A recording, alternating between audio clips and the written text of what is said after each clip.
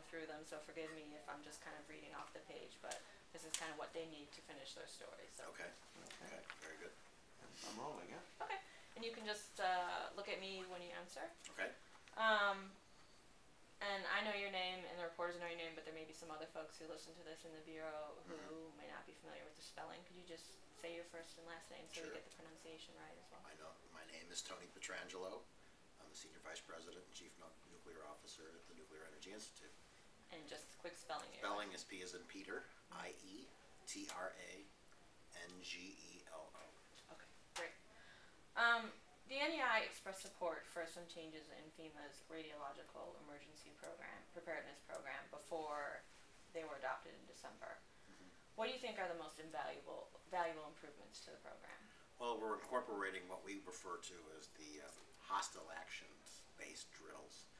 We actually piloted this initiative with the Nuclear Regulatory Commission after 9/11 to incorporate not only external hazards reviews of nuclear plants and the emergency response to those, but also from a potential terrorist attack. So these hostile action-based drills, we developed guidance for it in 2006. We've actually run drills at each of the stations more than once now, and now it's being codified into the revised emergency preparedness rule, and it'll be looked at in the normal sequence of reviewing those exercises.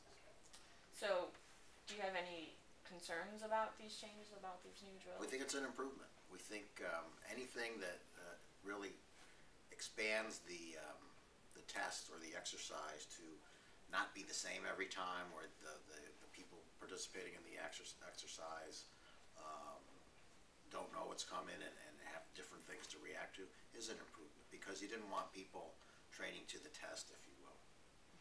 Do you think overall that these changes make communities safer?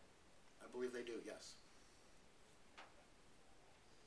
Anything to sort of expound upon that at that point? Well, I mean, 9/11 taught us that the terrorist attack on U.S. shores is real, and the potential for that is real, and that we, as the rest of the critical infrastructure, has to be prepared to deal with that.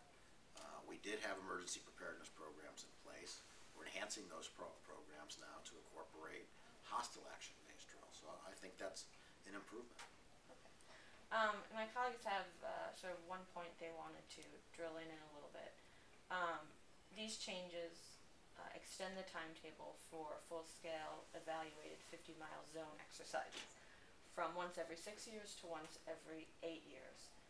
And some community planners have criticized that, saying it's not frequently enough. What would your response be to that? Well, we've incorporated the hostile action-based drill into the every 2-year requirement, and that's why you went from 6 to 8 years. So by incorporating that hostile action-based drill, what you refer to as the we call the ingestion path zone drill out to 50 miles is now once every 8 years. I think you can only drill, so much and try different things. And this is a new thing that we do think enhances the program. It doesn't diminish, though, the importance of doing the 50-mile ingestion planning zone and drilling on that as well. I should note that while the formally evaluated exercises occur every 2 years, the licensees drill quarterly, sometimes with state and local participation. There is some NRC oversight through the resident inspector at the stations, but we practice on a quarterly basis. The formal evaluations with NRC and FEMA are every 2 years. Okay. The program changes require occasional community exercises with little or no release of radionuclides. Also, some community planners have criticized this, saying then the exercise is of limited value. How does the NEI view this? Yeah, I think it was, the intent is to not have the same thing be tested every time.